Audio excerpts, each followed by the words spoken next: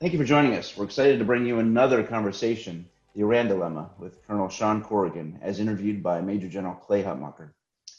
The deterioration in U.S.-Iran relations takes place against the backdrop of a battle for regional influence between Iran and Saudi Arabia, including proxy wars in Yemen and Syria, as well as strategic competition in Lebanon and more recently Iraq. Today we'll focus on some of the conflicts that have led to current relations. The integration of cultural understanding and human expertise has long been a focus of Mission Essential. Cultural and religious friction is a key component of global security today. The type of diversity of threats demand ongoing vigilance and understanding. And as I always like to do, give you context, Mission Essential is the largest provider of language services to the Defense Department. We've completed over 100,000 missions with 20,000 languages in 83 countries. Specific to USSOCOM, we currently have over 400 personnel in theater. Our services include language, culture, and intelligence. We hope this conversation will inform and inspire you as always. I'm privileged to introduce to you Major General Clay Hutmacher, who was a career United States Army officer and retired in 2018. He served 40 years in uniform. His last assignment was the Director of Operations, the U.S. Special Operations Command, Tampa, Florida. He also led the MH-60 Direct Action Penetration Platoon Leader for Delta Company. Major General Hutmacher became the president and chief executive officer of the Special Operations Warrior Foundation in September 2018, which is where he's at today. Major General Hutmacher will be joined by Colonel Shawn Corrigan. Colonel Corrigan had a 30-year military career, and I'll let Major General Hutmacher share his background and more details on his introduction. As always, Major General Hutmacher, welcome back to you, and Colonel Corrigan, welcome to you. Thank you both for being with us today, for your service, your sacrifices, and Major General, the con is yours. Hey, Brian, thanks very much, and thanks for the opportunity for Shawn and I, specifically Shawn, to delve into such a timely topic and threat to the United States and our allies. Before we get started, I'd like to introduce Shawn. Shawn and I have actually served together many times, both at SOCOM when we both retired a few years ago, but many times before that at Fort Bragg and other places. And it really is an honor and a pleasure for me to introduce Shawn. I would just tell you up front that he is an officer of great character and great competence. And I'm pleased even more so that we're now working together in the Special Ops Warrior Foundation, continuing to serve our special operations community through assisting, wounded and our Gold Star children that have lost a parent in the service of our country. So Shawn retired from the Army after 30 years of service. His last assignment, as I mentioned before, was at U.S. Special Operations Command in the J3X, Director of Special Activities when I was a J3. Shawn, in his 30 years of service, has had many roles and responsibilities. He's a Special Forces officer. He started out as an infantry officer. But he has three, assignments that I really want to highlight that have shaped his view and given him a level of expertise on Iran and the Middle East that very few others have. He was the commander of a task force in Iraq dedicated to countering malign Iranian influence in Iraq. He was the commander of all U.S. Special Operations Forces in Yemen from 2012 to 2013, when Iranian-backed Houthi rebels attempted to seize the U.S. Embassy days after the Benghazi consulate attack. He was the commander of Special Operations Influence Networks in the Central Command from 2015 to 2007. A lot of time there observing Iranian irregular warfare activities in Lebanon, Syria, Iraq, and Afghanistan. Also on the subject of Iran, Shawn spent a year at the Marshall Center in Germany, and while he was there, he published a strategic research paper on exploitable vulnerabilities of Iranian Revolutionary Guard Corps. That paper was published. And so he's got a level of depth both on the operational side and also through research and on the academic side. Currently, Shawn is the Executive Vice President of the Special Ops Warrior Foundation here in Tampa. He is married to Carrie Lynn Corrigan, herself an Army veteran who served over 20 years in the military, multiple deployments with her as well. She was a military police officer and commanded at the battalion level, and a veteran of conflicts in Somalia, Iraq, and Afghanistan. They have a daughter, 18-year-old daughter, and a 14-year-old son. Their 18-year-old daughter, Megan, is now in Notre Dame. So he is doing his part to support Notre Dame in this difficult time, at least financially. So as you can see by this background that Shawn is well-versed in the topic of Iran and their influence and their strategic goals in the region. So without further ado, Shawn, welcome. Glad to have you. I have a list of questions here, but what I thought is I would like to start out and just get your thoughts on the recent peace treaty between Israel and the UAE and Bahrain, two Sunni nations there. And how do you think Iran views that, and what does that do on the strategic calculus in the region? Over to you, sir. Well, thank you, sir. And before I get started, I want to thank Brian and Mission Essential for their fantastic support of the foundation as well. The recent developments are really interesting on a lot of different levels as Iran struggles to try to establish regional hegemony in the Gulf and all the access to the Gulf. A battle for the soul of the region with Saudi Arabia being at the center of that battle as well.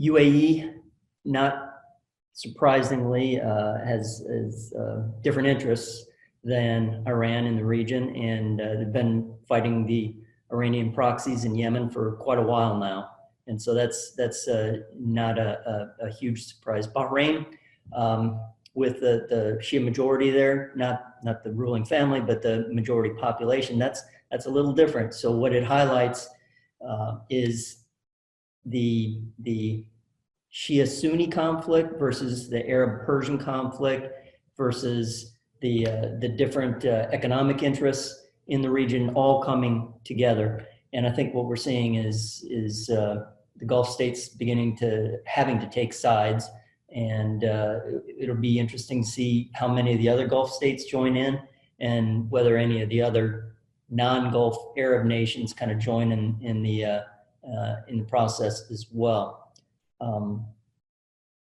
To some extent, Iran has forced this with their activities in Syria, alienating some Palestinians because of the way they treated the conflict there. So I think Iran is in a precarious position right now because folks are lining up against them, and they don't really have a lot of allies, and even their allies in Syria are temporary marriages of convenience, so to say. So the recent developments really interesting. It'll be even more interesting to see who else falls in line, and of course the important one being Saudi Arabia. If Saudi Arabia were to establish diplomatic ties, that would be a really big deal for the Iranians. Okay, thanks, Shawn. I appreciate that. Yeah, I've been curious about Saudi Arabia, and if they were going to follow suit, that will be a significant change for the region. Can you briefly explain, the cultural and religious frictions between Iran and its neighboring Gulf states? Specifically, you had highlighted it just a second ago, the Arab-Persian, friction, but also the Sunni-Shia friction, which is obviously broader scope. Can you talk about those? And then after you sort of capture those, can you give us just an overview of Iran's regional goals what are their aspirations for the region, please? Right, sir. Yeah, and I want to start by just kind of blinding flash of the obvious that Iran is not a monolithic entity. There's all kinds of different ethnicities, different forms of Shiism, whether it's quietist, 5 or 7, all kinds of different views. The controlling view, however, is the one that matters as far as foreign policy goes and the execution of foreign policy. through the IRGC and specifically the Quds Force or Jerusalem Force. So anecdotally, operating in Iraq, one of the few groups who the Iraqis hated more than us as U.S. soldiers were the Iranians. The Persian-Arab conflict it's a real thing. Even the Shia Arabs in Iraq, not terribly fond of the Shia Persians from Iran. They fought a long, really brutal, bloody war, and neither side's forgotten about that. The other struggle is, or another struggle is for dominance and control of the two holy cities, Mecca and Medina. And by virtue of the revolution, that should, in the Iranians' view, at least the ruling class's view, that's their destiny, is to control that. And there's as well as Jerusalem. The revolutionary slogan, "The road to Quds, Jerusalem, runs through Karbala." Well, now they essentially control Karbala. They control most of Syria through Lebanese Hezbollah. They control most of Lebanon. So yeah, that road is pretty well paved. And with the amount of militias that they built up to fight the war in Syria, there's an awful lot of threat right on Israel's doorstep. So Jerusalem is important, but Mecca and Medina, that's the real prize. Okay, thanks. So basically that's their strategy, is to control those, would you say? And obviously along with that, to become the dominant power in the region? Right, sir. And the revolution, the overthrow of the Shah was multifaceted. A lot of history on that. We don't need to go into it completely, but the ruling class now came out on top, not unlike the Russian Revolution, where Lenin came out on top. There were all kinds of others involved in overthrowing the Shah that got left by the wayside and persecuted and everything else. But the fundamental aspect of the revolution is it needs to be preserved, which is why there is an IRGC built into the Constitution to preserve the revolution and to extend the revolution, because it's their duty, their religious duty, to extend that revolution and take control of those holy cities, all of them, whether they're in Syria or Israel or Saudi Arabia. That's their duty. And so this expeditionary external ops, that's part and parcel of the revolution and spreading it. So, and frankly, without that, the legitimacy of the theocracy that's ruling the country, it falls apart without that fundamental mission. Wow, that's fascinating. I did not realize that was part of their constitution. So as a subset of that, you describe what their strategic goals are for the region. Can you give us your thoughts on Iran's use of irregular and unconventional warfare to advance those goals? And then who is in charge specifically of executing that strategy? Yeah, and that's a great question, sir. And I think I'll kind of wind it back to killing Qassim Solmani, which in my mind, he was declared hostile. Absolutely no issue with how that was done, fully legal, declared hostile enemy from a state, Iran, that's been on state sponsors of terrorism list for the US since 1984, continuously. So IRGC declared hostile force. What we kind of suspected but didn't fully appreciate is how much of a one-man show Qassim Solmani was for the Quds Force, the external branch of the IRGC, and literally a branch that implements all instruments of national power, diplomatic, information, military, economic. They do that all abroad. And Qassim Solmani was personally involved in every major decision.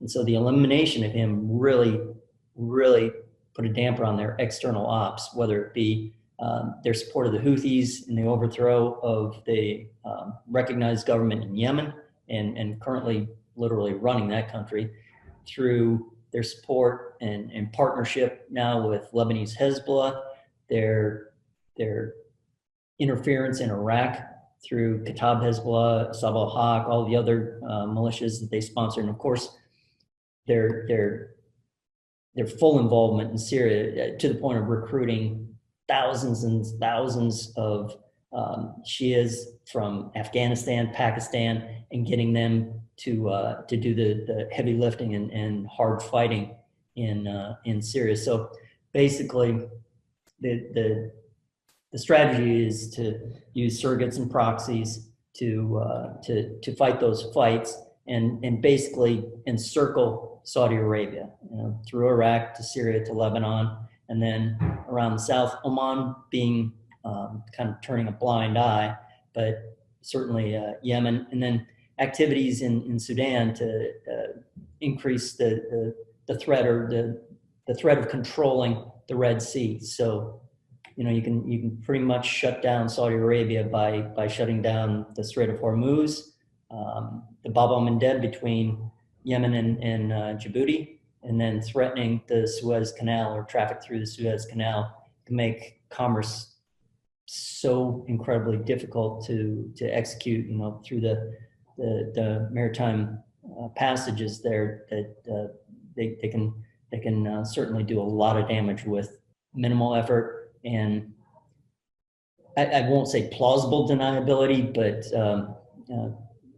apparent innocence and sincerity, as they claim to have nothing to do with it, whether it's Houthis lobbing missiles at ships going through the Bab el-Mandeb or anything else. They're always going to try to claim that they had no hand in it, like the plot to assassinate the South African U.S. ambassador to South Africa.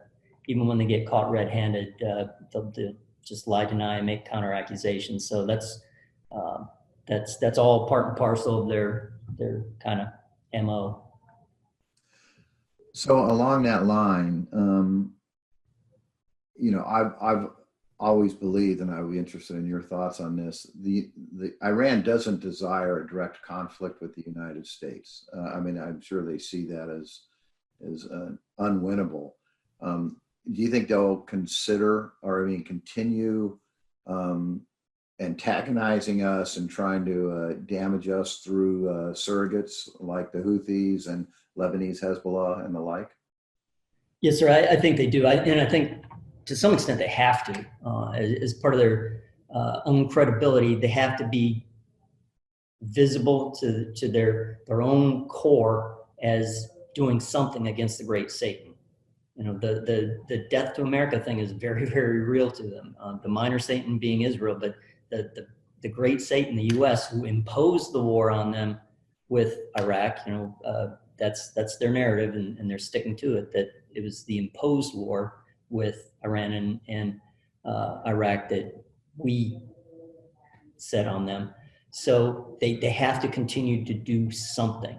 If they get caught now and then, they can't be much more of a pariah than they are. So getting caught doesn't really have huge consequences. It wasn't that long ago that they got caught trying to assassinate a Saudi diplomat in Washington, D.C.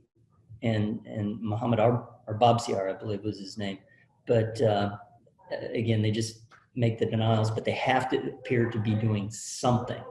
And to go after a personal friend of the president in the form of the ambassador to South Africa as payback for Qassim Solmani, it appears that they're doing something, and so their credibility is at stake with their own core and with their surrogates and proxies. Because at some point, folks get tired of shedding their own blood for someone else, and so they have to show something.